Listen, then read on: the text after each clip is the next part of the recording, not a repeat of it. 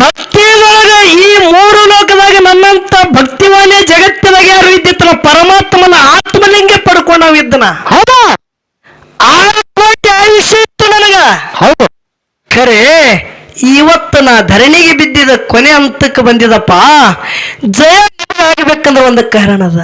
ಹೌದು ಹೌದು. ಜಯ ಆಗ್ಬೇಕಾದ್ರೆ ಒಂದು ಕಾರಣ ಅದ. ಹೌದು. ಏನದ ಲಕ್ಷ್ಮಣ ಕೇಳದ. ಅವಾಗ ಹೇಳ್ತಾನ, ಏನ್ ಹೇಳ, ನಾ ಯಾಕೆ ಸೋತಿದ ನೀವು ಯಾಕೆ ಗೆದ್ದೀರಿ ಅಂದ್ರ ನನ್ನ ತಮ್ಮ ವಿಭೀಷಣ ನನ್ನ ಸಾಥ ಕೊಡ್ಲಿಲ್ಲ ಆಗಲಿದ್ದ, ನೀಗಿನ ಅಣ್ಣನ ಸಾಥ ಕೊಟ್ಟು ಯಾವತ್ತು ನಿನ್ನ ಅಣ್ಣನ ಸಂಗಟ ಕೂಡಿ ಇದ್ದೆ ನಿಮಗೆ ಜಯ ಆಯ್ತು, ನನಗ ಪರಾಜಯ ಬತ್ತು. ಹೌದು ಹೌದು ಹೌದು ಹೌದು. ಜಗತ್ತದಾಗ ಕೂಡಿ ಇತ್ತಂದ್ರೆ ಏನು ಬೇಕಾದಾಗತ್ತದ. ಹೌದಾ? ಆಗ್ಲಿತ್ತಂದ್ರೆ ಯಾವಾಗಲಿಕ್ಕೆ ಸಾಧ್ಯ ಇಲ್ಲ. ಹೌದು ಹೌದು. ಅದಕ್ಕೆ ನನ್ನ ಪಾಲಿಗೆ ಕೂಡುದಿರ್ಲಿ. ಇರ್ಲಿ. ಸುಮ್ಮ ವಿಷಯ ಹಚ್ಚಿ ಬಿಟ್ಟಿದ್ರಿ. ಹೌದು. 3 ಪ್ರಶ್ನೆದಾಗ ಒಂದರ ವಿಷಯ ಇವತ್ತು ಖುಲ್ಲಾ ಮಾಡ್ತಾನೆ ನೋಡು ನಾನು. ಹೌದು ಹೌದಲ್ರಿ? ಹೌದು. ನೋಡು ಎಲ್ಲ ಹತ್ತದ. ಈ ಏನೋ ನಿಮ್ಮ ಗೌರಿಗೆ ಊರು ಮೇಳ ಐತಲ್ರಿ. ಹೌದಾ? 4 ದಿನ ಫೋನ್ ಹಚ್ತಿರೋ ನೀವು, ಮಾಸ್ತರ್ ಪಿಂಟು ಮಾಸ್ತರ್ ಬರೋ ನೀ ಏನೇ ಮಾಡಿ ಬಾ. ಅದೇ ಹೋಗಿ ಇವ ಗಾಡಿ ಮೇಲೆ ಹೋಗಿ ತಗೊಂಡ ಬಂದ ನೋಡ್ರಿ ಇವ ಚೇರ್ಮನ್. ಹೇಳೋಣ ಲಕ್ಷ್ಮಣ ಮಾಸ್ತರ್ ಬರಂಗಿಲ್ಲ ಮತ್ತೆ ಯಾರಿಗೆ ನೋಡು.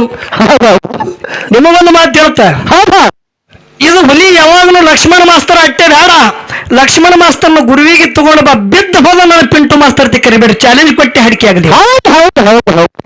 ಗುರುವಿಗೆ ತಗೊಂಡು ಬರ್ರಿ, ಲಕ್ಷ್ಮಣ ಮಾಸ್ತರ್ಗೆ ಬೇಡ. ಯಾಕಿದ ಅರ್ಬಿ ಇದು ಅರ್ಬಿ ಇದು ಬ್ಯಾಡಿದ ಆಟಿಲ್ಲಿ. ಏನು ಮಾತಾಡ್ತಿ ಮಾಸ್ತರ್, ಮಾತಿನಲ್ಲಿ ಮಿತಿ ಇರ್ಲಿ. ನೀ ಒಂದು ಹೆಜ್ಜೆ ತಪ್ಪದಿ ನಾ 10 ಹೆಜ್ಜೆ ದೂರ ಹೋಗುತ್ತೆ. ಎಚ್ಚರ್ಲಿ ಮಾತಾಡು. ಅದಕ್ಕೆ ಬಹಳ ಮಾತಾಡೋದು ಬೇಡ. ಒಂದು ಕೂಡುದು ಇನ್ನೊಂದು ಅಗಲುದು. ವಿಷಯ ಚಂದ ನಡೀತದ. ಅದಕ್ಕೆ 4 ನುಡಿ ಸತ್ಯ ಸುಂದರ ಚಾಲ ಹಾಡಿ ಒಂದು ಮಾತಾಡೋದು ಅದ.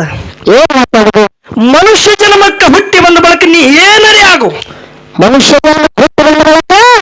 ಏನರೇ ಆಗ ಖರಿ ಮೊದಲು ಮಾನವ ಆಗತ್ತೆ ಹೇಳ್ತಾರ. ಹೌದು ಹೌದು. ಅಂತ ಮಾನವ ಆದ ಬಳಿಕ ಏನಾಗು, ಏನಾಗಬೇಕು, ಗುರುವಿನ ಮಗ ಆಗು. ನೋಡ್ರಿ ಗುರುವಿನಲ್ಲಿ ಹೋಗಿ ಕೂಡು, ಆಗಲು ಬೇಡ ಅಂತ ಹೇಳ್ತಾರ. ಹೌದು ಹೌದು ಹೌದು.